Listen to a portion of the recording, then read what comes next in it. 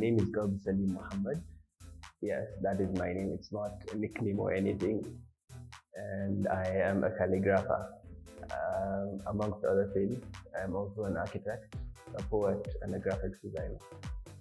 So as a calligrapher, I do calligraphy. Calligraphy is fancy handwriting. People could say that. Here in Kano, well, it started more as a hobby. Yeah. You want the background story, the origin story? Okay. So back in university, a friend of mine was cleaning their room because I studied architecture. So they were cleaning their room and they were trying to clear all this excess stuff out of their room. And then he threw out this set of pens, and then I saw them. I was like, aren't these calligraphy pens? Because I used to see my father use them, but that was a very long while ago. Yes, so that was how it started. So I collected the pens, I started practicing, just putting A and B together and see what I could do with it. So it was more for exploration than taking it serious for me. So I started using it in my projects, my architectural presentations and things like that. So my friends and other students saw it as something that's different from what we've usually done. And they kept, encouraging me that this is good, and things like that. I never really got serious with it until 2019, January. That was when I started my NYSC. So I ordered a few pens because I couldn't find the really good pens that I wanted here in Nigeria. I think I traveled to 5 different states. Kano, I'm raised and born in Kano. Kano, Kaduna, Abuja, Lagos, and Port Harcourt. So I went to these different states at different times looking for calligraphy pens that I see online and on Instagram. So but I couldn't find them, and I didn't know where to look for them until I discovered a friend that is now a friend now. Then they were a stranger, and they happened to be Nigerians because every other person that I message is not a Nigerian. They're either from UK or US or India or something, and they're too busy to even respond to my messages. So that was how I talked to Fahad Ali, and he has really been a big help in whatever it is I am today. And I must thank God for him, because without him, I don't think I would be here. So yes, that was how I ordered the few pens. He directed me to order a few pens from AliExpress and the rest.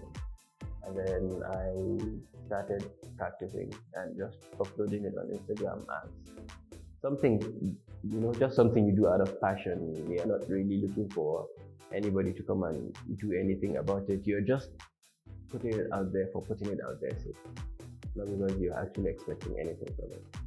So that was how I started, and then eventually I got the recognition from people. They wanted to have my work in their homes. Could you write my name? Could you write my wife's name? Okay, my anniversary is coming this time, so it started that way. And then I realized there was also a demand for it.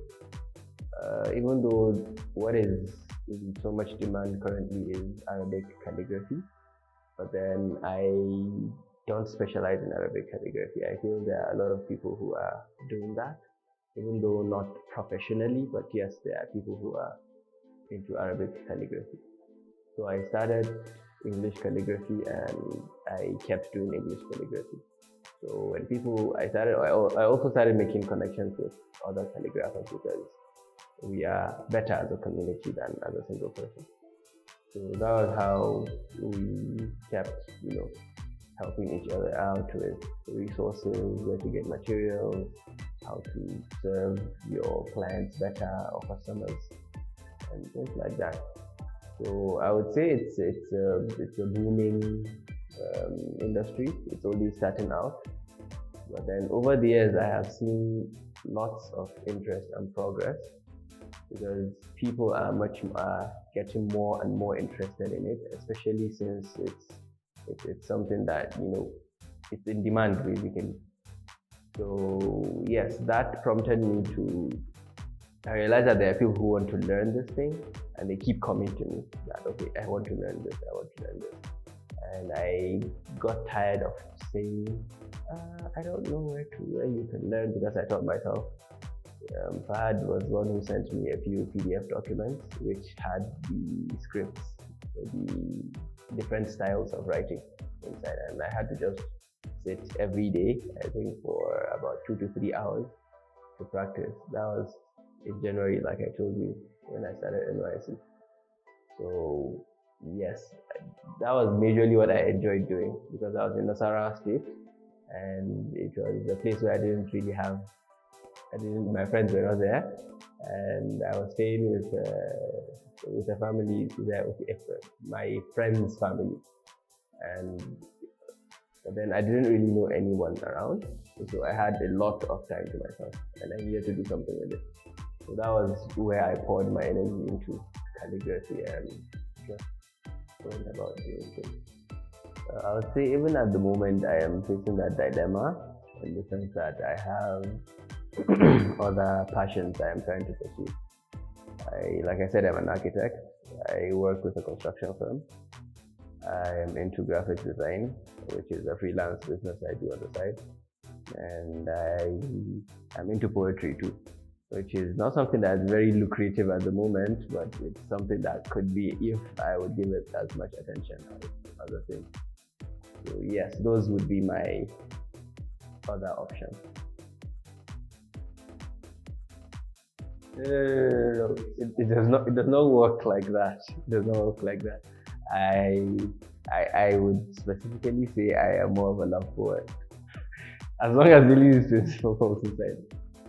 Oh, okay. Let me recite from one of my favorites. They say if you want to die every day, the simplest way to go about it is to fall. Not from a cliff, obviously, but they say in love. But with me, it was the total opposite. You see, love fell for me, and she dedicated herself to tying my shoelaces the wrong way in hopes that I would fall for her someday. But instead, I fell for Daily 24. Well, I wouldn't exactly say I am there yet. I am still trying to get there. So where I see myself is actually being someone that impacts people's lives in a positive way through my art.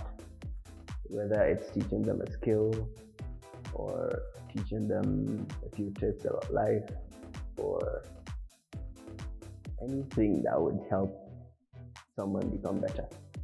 And I would say I am on the course of doing that, because even currently I am taking students for my next brush calligraphy workshop, and I have students from all over the country, the north, south, southeast. I have people registering from all over the country. So I would say it's one of the things I would love to continue doing because it would help me make people's lives better from where I am. So that for me is a win. And I also see the industry growing bigger and opening up more possibilities for younger calligraphers or those that would become interested in it in the future, which is why it's one of the things that actually keep me going.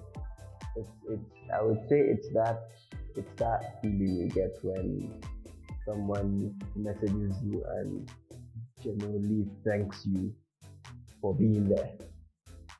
It's not like it's not like they've bought anything from you. It's not like you've done anything for them. But simply by existing, by finding your page, they actually, feel okay. I am not weird. There's someone out there who is doing really good with what I love doing.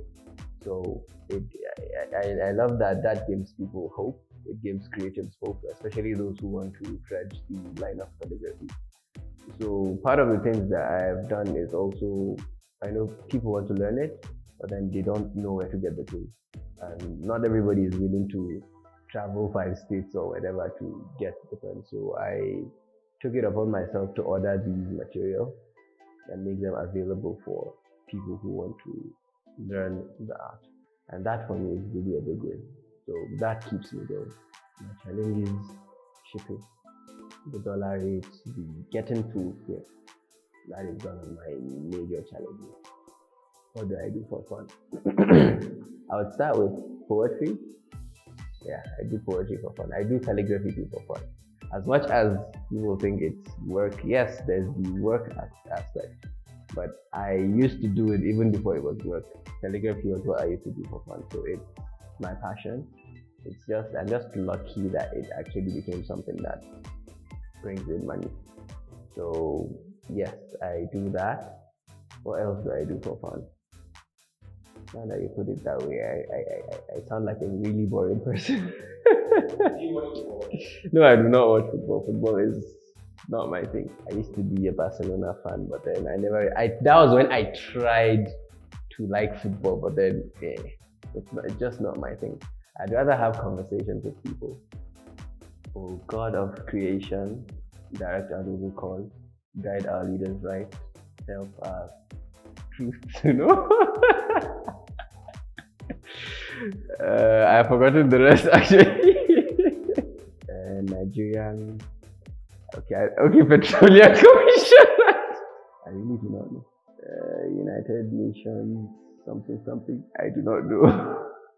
It's one of those things where you just please I cannot come and keep myself.